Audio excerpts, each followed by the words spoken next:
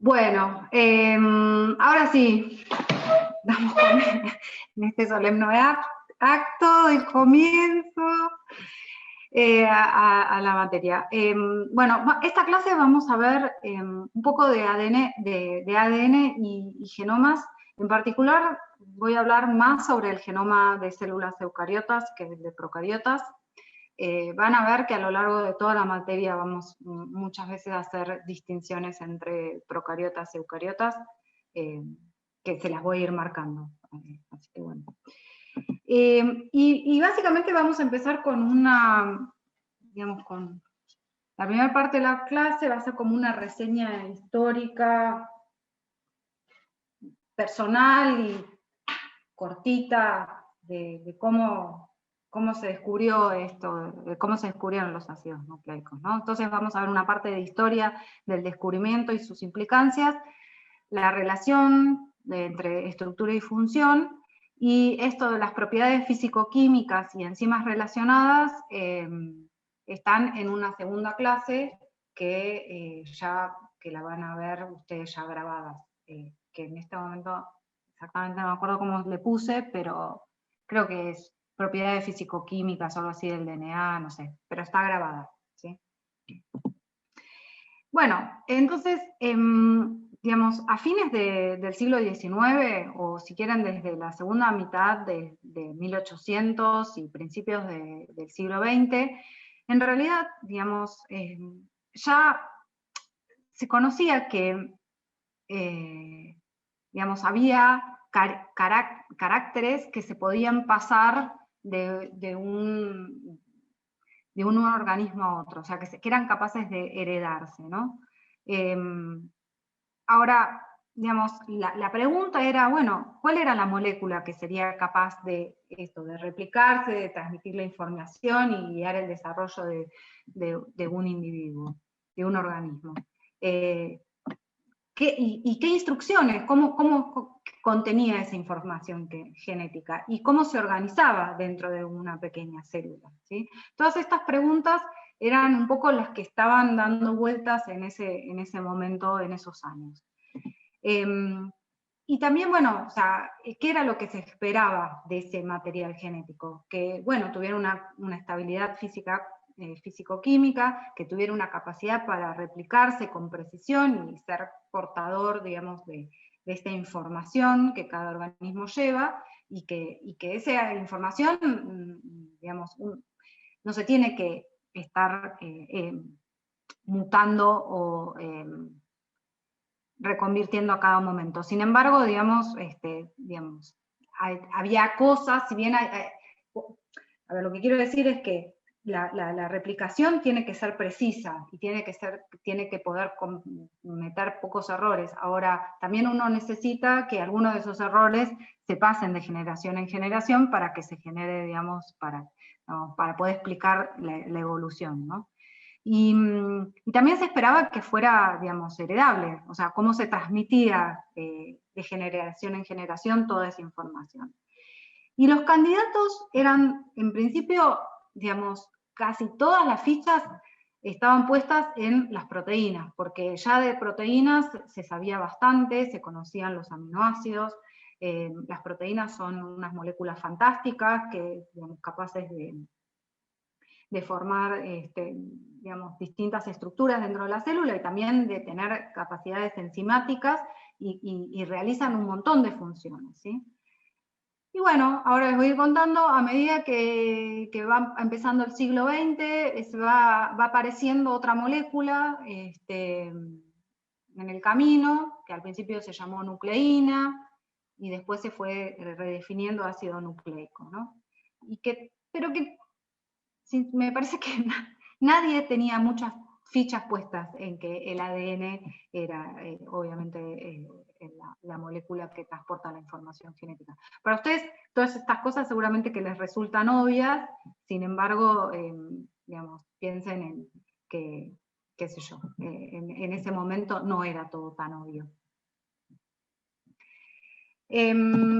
Entonces, digamos, en 1875 Mendel, digamos, publica su su trabajo que hizo con plantas de arvejas, y en donde él propone las leyes de segregación independientes de factores hereditarios. O sea, había caracteres como los lisos, los rugosos, que se heredaban. Ahora, no se tenía idea de cómo ni nada, ¿no? Pero bueno, la verdad que fue un trabajo bastante pionero. En 1869, Friedrich Nietzsche aísla por primera vez del esperma de salmón una sustancia blanca, azucarada, con alto contenido de fósforo, que solo estaba presente en el núcleo, y por lo tanto él llamó nucleína, ¿sí? Y eso le hizo pensar a él que, bueno, sería una nueva sustancia biológica, una nueva molécula. En 1903, Walter Sutton, digamos, fue uno de los primeros que probó que las leyes de Mendel, de segregación y clasificación independientes, eran válidas con el uso de cromosomas de saltamonte. O sea, otra vez, se hablaba de caracteres hereditarios o caracteres hereditarios, pero no se sabía quién llevaba esa información, no se hablaba de DNA, no se hablaba de cómo sucedía, de nada. Pero bueno, digamos, se iba generando conocimiento. A veces también, ya van a ver, o espero que eso les quede claro, que a veces los descubrimientos también se basan en descubrimientos que van surgiendo en el momento, ¿no? De preguntas que se van contestando y después, plin, cierra todo y se arma un modelo, como lo que hicieron nuestros queridos Watson y Crick. Bueno, o no sé si tan queridos, discúlpenme, ya está a punto, estoy un poquito. Bueno, después, en 1928, Leven, que era un bioquímico, descubre en 1909 el azúcar ribosa, que es una pentosa, ¿sí? Formada por 5 carbonos, y en 1929 descubre la desoxirribosa. Y en la década del 30 descubrió las bases nitrogenadas, ¿sí? Que son la adenina, la timina, la citosina, guanina y uracilo. Adenina, timina, citosina y guanina van a estar en el ADN, mientras que la adenina, citosina, guanina y uracilo van a estar en la molécula de RNA. Y bueno, y con todo esto él pudo determinar 2 tipos de ácidos nucleicos, que eran el ácido el ADN y el ácido ribonucleico. Y descubrió o dedujo que el ADN estaba formado por unidades estructurales, ¿sí? que él llamó nucleótidos. O sea, los nucleótidos, que son las unidades estructurales del DNA, van a estar formadas por una base nitrogenada, una desoxirribosa y un fosfato. Mientras que el ARN por una base, una ribosa y un fosfato. Por ahí muchas de estas cosas, yo como no los puedo ver, no sé, pero seguramente que muchas de estas cosas ya lo saben, yo lo sé, pero bueno, es para dar un contexto un poco histórico de cómo fue y empezar a profundizar en algunas cosas. ¿Sí? Y bueno, Leven lo que propuso es que las bases estaban en cantidades iguales y que formaban como, digamos, que un tetranucleótido era la unidad repetitiva de la molécula. Él pensó que, digamos, 4 nucleótidos formaban una unidad repetitiva de la molécula de DNA y que todo estaba en cantidades iguales.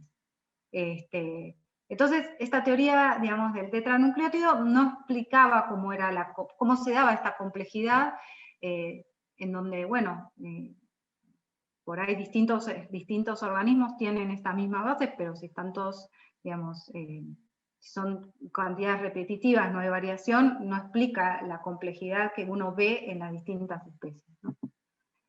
Bueno, acá, después, esto igual lo vamos a ver ya varias veces, pero se los cuento una vez más, porque yo ya di todas las clases grabadas, entonces para mí esta es como la tercera, pero en orden es la primera. Entonces tenemos la desoxirribosa, la ribosa, las bases, las purinas, que son las de doble anillo, que son la adenina, la guanina, y las pirimidinas, que son la citosina, el uracilo y la timina. Y los grupos fosfatos, que en general se van a unir al carbono 5'. Acuérdense que un nucleótido entonces es una base, un azúcar y un fosfato. Y un nucleósido es solo una base y un azúcar, ¿sí? No tiene el fosfato. Nucleósido. Bueno, después, a principios de 1914, Robert Fuelgen, digamos, describió un método para revelar por tinción el ADN que se basaba en la utilización de un colorante básico que se llama fucsina, que tiene, digamos, mucha afinidad por el DNA. Y este colorante, digamos, esta técnica se usa hoy en día, ¿no? Como para poder teñir el DNA. Y lo que mostró él fue que todos los núcleos de las células poseían, digamos, un ADN que se encontraba en los cromosomas, ¿sí? Estos son los cromosomas y en los núcleos. Y a esta tinción se la llamó tinción de Fuelgen. Bueno, entonces, en realidad se hablaba de algo que llevaba algún tipo de información que permitía, digamos, que se pasaba de una célula a la otra, de un organismo al otro. Pero fue en 1928 cuando Fred Griffith, que él era un microbiólogo, que estaba investigando la neumonía. En realidad la neumonía está generada o causada por unas bacterias que son Streptococcus pneumoniae, y estaba estudiando las diferencias en esas bacterias, ¿sí? Y él tenía dos cepas. Una cepa que producía la enfermedad, que esta cepa se llamaba Lisa, ¿sí? Y estaba rodeada, es una cepa bacteriana que tenía como una capa de azúcares que la rodeaban, ¿sí? Y la cepa R, que es una cepa rugosa, no tiene cápsula y no causaba neumonía. Entonces él empezó, digamos, a hacer estos experimentos que les voy a contar, que él lo que agarró las bacterias virulentas, o sea, la cepa S, ¿sí? Las cultivaba en un medio de cultivo y cuando sacaba un poquito, una cantidad de mililitros, microlitros, y le inyectaba en ratón. Y veía a una rata. Y veía que la rata, ¡pum!, se moría. Lo mismo, la cepa hizo el mismo experimento, agarró la cepa R, la rugosa, la que no era virulenta, cuando la inyectaban al ratón o en la rata no pasaba nada. Entonces agarró y dijo, bueno, ¿qué pasa si yo agarro a las bacterias virulentas, las caliento, al calentarlas las voy a estar como degradando todas, ¿no? Las voy a estar matando, las liso y agarro un poquito de ese medio y lo inyecto a la rata y veía que la cepa S, cuando se la mataba se la inactivaba por calor, digamos, era inocua. Al ratón seguía vivito y coleando. Entonces, Una duda con respecto a eso. O sea, lo letal sería la cápsula esa que tiene. la cápsula esa lo que tiene es que en realidad lo que va a generar es una respuesta inmune. Sí, es reconocida por el sistema inmune y es lo que termina, digamos, generando semejante reacción y matándola. En ese Ah, momento se no se muere por la sabía, reacción propia del ratón. claro, Está. lo que desencadena.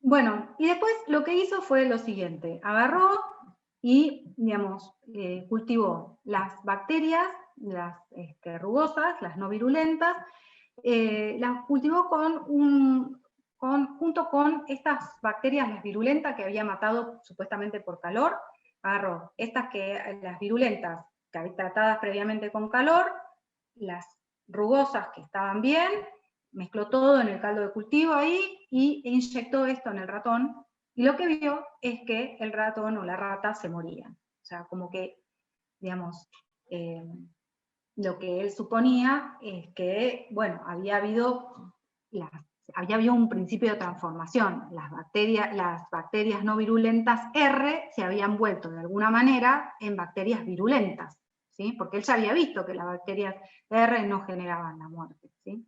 Y bueno, digamos, este experimento les permitió a Griffith en el año 1928 establecer el principio de transformación bacteriana, ¿sí? Entonces, las hipótesis que se manejaban en ese momento es que la cepa S, que se murió por el calor, o se reanimó, o resucitó, o algo pasaba. O que también la otra hipótesis era que, bueno, la cepa R, que estaba viva, se modificaba por algún factor de transformación, ¿no? que le aportaba la cepa virulenta. Digamos, se barajaban esas dos hipótesis, no se sabía qué pasaba. En el año 44, Avery, MacLeod y McCarthy, digamos, profundizaron en este tema, porque ellos estaban interesados en describir cuál era la naturaleza, qué molécula era la que generaba este principio transformante. Entonces, lo que hicieron fue lo siguiente. Agarraban las cepas S, las letales, ¿no? Lo que hicieron fue, las crecían, las lisaban y purificaban cada una, o sea, purificaban ese extracto, ¿no? Entonces tenían este extracto, y este extracto de células de bacterias S las trataban, por ejemplo, con una proteasa. ¿Ustedes saben lo que hacen las proteasas? Igual lo dice acá, ¿no? Bueno, las proteasas degradan proteínas, entonces, digamos, lo que hacían era, agarraban este extracto de células, la trataban con las proteasas, destruyen las proteínas, y ese extracto tratado las introducían en estas células R. Y luego, digamos, veían si se transformaban o no en estas células R en células S, en bacterias S, ¿sí? Virulentas. O sea, si las bacterias R, que no son virulentas, se transformaban en virulentas. ¿Me siguen? Sí. Bien. Y vieron que cuando trataban este extracto de células virulentas con las proteasas, las células no virulentas se seguían transformando. O sea que eso no les hacía nada. Cuando trataban este extracto con una RNasa que va a degradar el RNA, e introducían ese extracto tratado en las células R, veían que se seguían transformando. Las células R pasaban a transformarse a células S, con lo cual el RNA no era el principio transformante. ¿Entienden la idea del experimento? Sí, sí. Bien. Después agarraron ese extracto y lo trataron con DNasas. Las DNasas son enzimas que degradan el DNA. Entonces trataron con DNasa ese extracto, lo introdujeron en las células, en las bacterias, digamos, no virulentas, y vieron que esas bacterias no se transformaban. Y bueno, después lo que hicieron es a este extracto lo ultracentrifugaron, o sea, separaron con una ultracentrífuga, una centrífuga que gira a mucha velocidad, pudieron separar a los ácidos grasos. Y cuando agarraron y pusieron ese extracto a las células R, vieron que estas células que eran no virulentas se seguían transformando. O sea que este experimento les permitió decir que, bueno, que evidentemente pudieron identificar que el principio transformante estaba en la molécula de DNA, ¿sí? Porque cuando hicieron todos los otros tratamientos seguían viendo que la bacteria, la no virulenta, se transformaba en la virulenta, ¿sí? O sea que el ADN de la cepa virulenta es la que lleva la información para que la cepa R sintetizara esa cápsula y generara esa respuesta inmune. ¿Está? Pero bueno, esto fue un experimento importante porque, digamos, de alguna manera proponía que el principio transformante era DNA. Sin embargo, digamos, bueno, no va a ser hasta unos años después, ahora les voy a contar que, no sé, no se tomó muy en cuenta, no sé bien por qué, esas veces estas cosas pasan, no se lo tomó como demasiado en cuenta, con mucha fuerza, esos resultados. Pasaron unos años hasta que ahora les voy a contar quiénes realmente demostraron fehacientemente quién era el principio transformante. Creo que, digamos, un poco es que el paper que publicaron Avery, MacLeod y McCarthy recibió algunas críticas de, bueno, por ahí no purificaste bien todo, te puede haber quedado contaminado y no te diste cuenta, etcétera, ¿no? Costaba asumir que las proteínas no eran las que tenían la capacidad de pasar la información en esa época, porque realmente en esa época todo el mundo pensaba que las proteínas y que los aminoácidos eran la hostia. Entonces, cómo esa molécula tan sosa, como ese polímero de 4 bases, va a ser capaz de llevar toda esa información. Y bueno, luego Chargaff, en 1950, él era un químico austríaco, lo que hizo fue analizar el DNA de distintas especies y analizar su composición. Y lo que vio es que, digamos, la adenina, la timina, la citosina y la guanina no se encontraban en cantidades iguales. La cantidad de bases variaba entre especies, pero no entre individuos de la misma especie, ¿sí? O sea, qué sé yo, no sé, dos sapitos de la misma especie tenían la misma cantidad de bases, pero entre un sapo y, no sé, y un elefante tenían distintas cantidades de bases. Después también lo que vieron era que la cantidad de adenina siempre era igual que la cantidad de timina, y la cantidad de citosina siempre igual a la cantidad de guanina, ¿sí? Entonces, que él estableció que una cadena, un ADN de doble cadena, consistía un 50% en purinas y otro 50% en pirimidinas.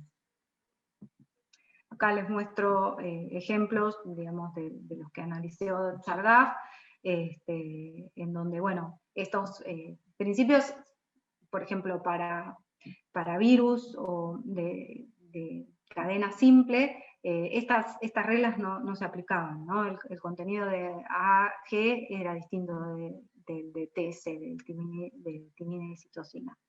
Mientras que para las especies de DNA doble cadena, sí se cumplía. Si ustedes ven acá, por ejemplo, el timo bovino, más o menos tiene una proporción de 26,2 de adeninas, y más o menos, y tiene un 27,8 de timinas.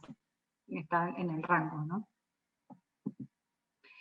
Y bueno, también este análisis de la composición de bases de los distintos DNAs también le permitió, digamos, postular que había una relación entre el contenido de guanina y citosina y la densidad de DNA. Pero esto igual, y él propuso, o él vio que a mayor contenido de guanina y citosina, mayor es la densidad del DNA. Y bueno, pero igual esto lo vemos en la siguiente clase. Ahora, el experimento que como les decía antes, que permitió realmente definir y mostrar así como prístino cuál era el material hereditario, o cuál era este material transformante, fue este experimento que hicieron Alfred Hersey y Martha Chase en el 53, ¿no? Y ellos estaban trabajando con un bacteriófago que se llama T2, que es un fago, o sea, un virus que infecta esta bacteria Escherichia coli, que la Escherichia coli es una bacteria que es un residente habitual de nuestro intestino, ¿no?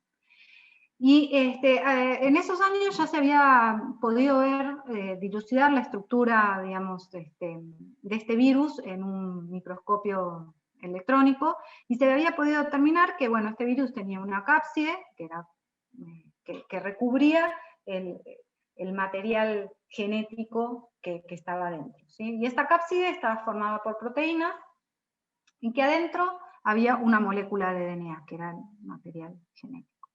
Entonces, bueno, yo digo material genético, el material, sí, bueno, la cápside recubría un DNA.